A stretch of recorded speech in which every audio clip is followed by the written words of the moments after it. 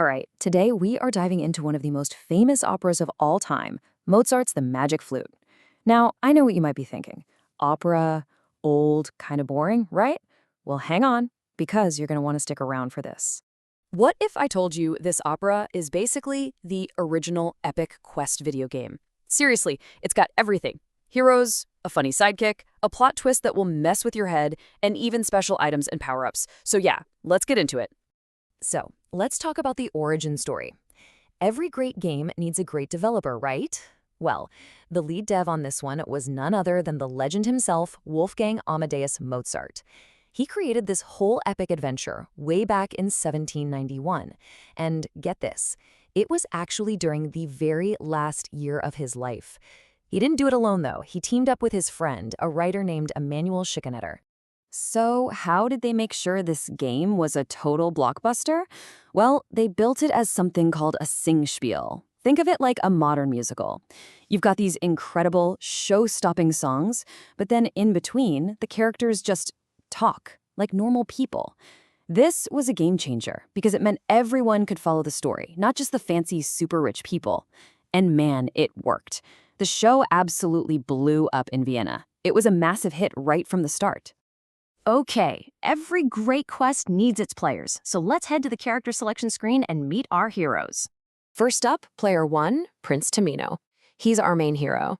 He starts off a little shaky, not super brave, but he totally levels up on his main quest to rescue Princess Pamina. And his special item? The Magic Flute. Then you've got player 2, Papagino.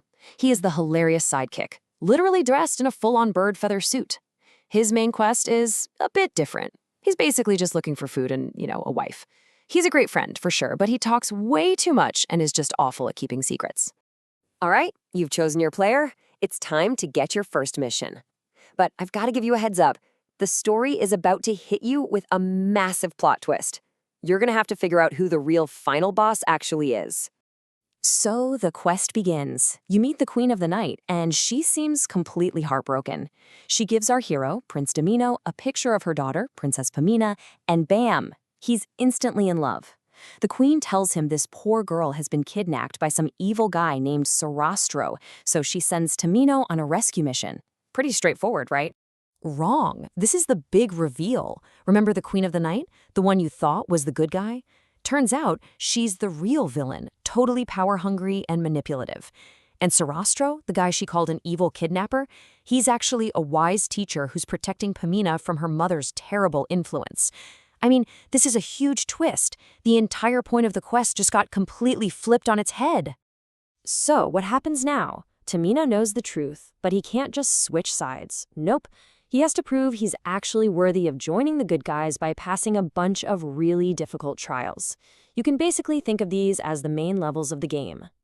But luckily, he's got his ultimate power-up, the Magic Flute. And this is not just some ordinary instrument. It's made from ancient magical wood, and it has actual powers. It can shield you from danger. It can calm down wild animals. It can even turn sadness into joy. This flute is absolutely the key to beating the toughest parts of his quest. So, you want the walkthrough on how to beat the game? Okay. First, you've got to enter the Temple of Wisdom. After that, you hit the Silence Challenge. This is where Tamino has to prove he can keep a secret, even when people he loves are begging him to talk. Imagine trying not to text your friends back when you have the biggest news ever. Yeah, it's that tough. And then, for the final boss levels, the Trials of Fire and Water, the amazingly brave Princess Pamina actually joins him. She is not a damsel in distress waiting to be saved. She's a co-op player for the final fight. Oh, and while you're going through all this, you might start to notice a little Easter egg that Mozart hid literally everywhere, the number 3. You've got 3 ladies who serve the queen, 3 young boys who act as guides, 3 temple doors. It's like a secret code woven through the whole story, hinting at this deeper idea of balance and harmony. Pretty cool, right?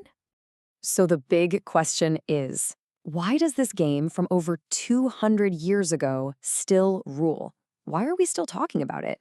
What is Mozart's lasting legacy here? Well, it hits the high score for a bunch of reasons. For one, it's the perfect starter opera. If you've never seen an opera before, this is the one to watch. It's fun, it's magical, it's pretty easy to follow. Plus, the themes are just timeless. We're talking about friendship, bravery, and that big struggle of figuring out who you can really trust. And obviously, the music. I mean, Mozart created one of the most incredible soundtracks for an adventure, ever. The cool thing is, you can just enjoy it as a simple fairy tale, or you can dig way deeper into all its hidden meanings. So what's the ultimate takeaway here? The whole story really is this epic battle between light and darkness, between wisdom and ignorance. You know that final scene at the very end where the sun rises and beats back the Queen of the Night for good? That is the ultimate victory screen. It's all about showing that, in the end, light, wisdom, and just plain old goodness will always win. And that really leaves us with one last thing to think about.